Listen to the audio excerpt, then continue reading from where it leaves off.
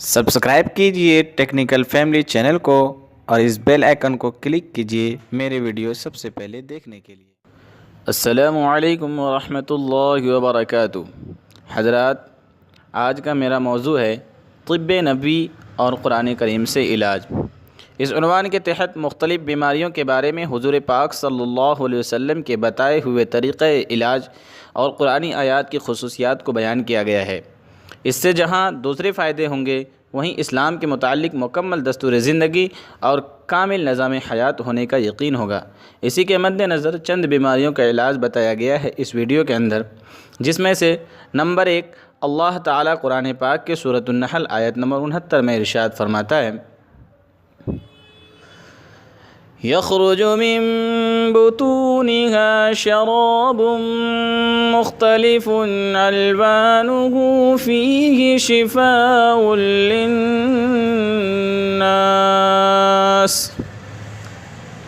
کہ ان مکھیوں کے پیٹ سے پینے کی چیز نکلتی ہے جس کے رنگ مختلف ہوتے ہیں، اس میں لوگوں کے لیے شفا ہے۔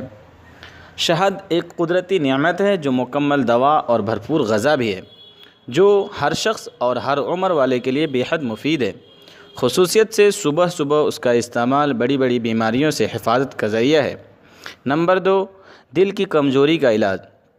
رسول اللہ صلی اللہ علیہ وسلم نے ارشاد فرمایا، تم لوگ سنترا کو استعمال کیا کرو کیونکہ یہ دل کو مضبوط بناتا ہے۔ محدثین حضرات فرماتے ہیں کہ سنترا کا جوس پیٹ کی گندگی کو دور کرتا ہے، قے اور متلی کو ختم کرتا ہے اور بھوک کو بڑھاتا ہے۔ نمبر 3، کوڑھ کا علاج۔ رسول اللہ صلی اللہ علیہ وسلم نے ارشاد فرمایا، زیتون کا تیل کھاؤ اور اسے لگاؤ کیونکہ اس میں 70 بیماریوں سے شفا ہے، جن میں ایک کوڑھ بھی ہے۔ نمبر 4، بواسیر کا علاج۔ رسول اللہ صلی اللہ علیہ وسلم نے ارشاد فرمایا، انجیر کھاؤ کیونکہ یہ بواسیر کو ختم کرتا ہے اور جوڑوں کے درد میں مفید ہے۔ نمبر 5، معدے کی صفائی۔ رسول اللہ صلی اللہ علیہ وسلم نے ارشاد فرمایا، کھانے سے پہلے خربوزہ کا استعمال پیٹ کو بالکل صاف کر دیتا ہے اور بیماری کو جڑ سے ختم کر دیتا ہے۔ نمبر 6، پاگل پن کا علاج۔ عجوا کھجور جنت کا پھل ہے اور جنون یعنی پاگل پن کا علاج ہے، ایسا فرمائے رسول اللہ صلی اللہ علیہ وسلم نے۔ دوسری جگہ ارشاد فرمایا، عجوا کھجور جنت کا پھل ہے اور اس میں زہر سے شفا ہے۔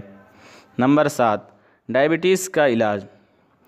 حضرت ام ایمن رضی اللہ عنہا آٹے کو چھان کر رسول اللہ صلی اللہ علیہ وسلم کے لیے تیار کر رہی تھی کہ آپ نے دریافت فرمایا، یہ کیا ہے؟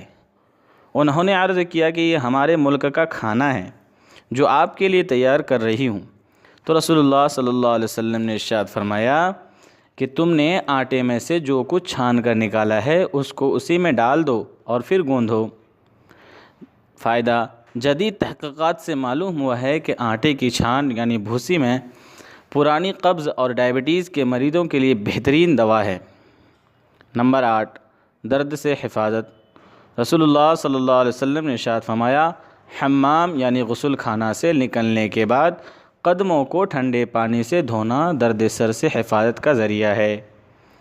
حضرات، اس ویڈیو میں میں نے چند بیماریوں کا علاج رسول اللہ صلی اللہ علیہ وسلم کے بتائے گئے طریقے کے مطابق بتایا ہے۔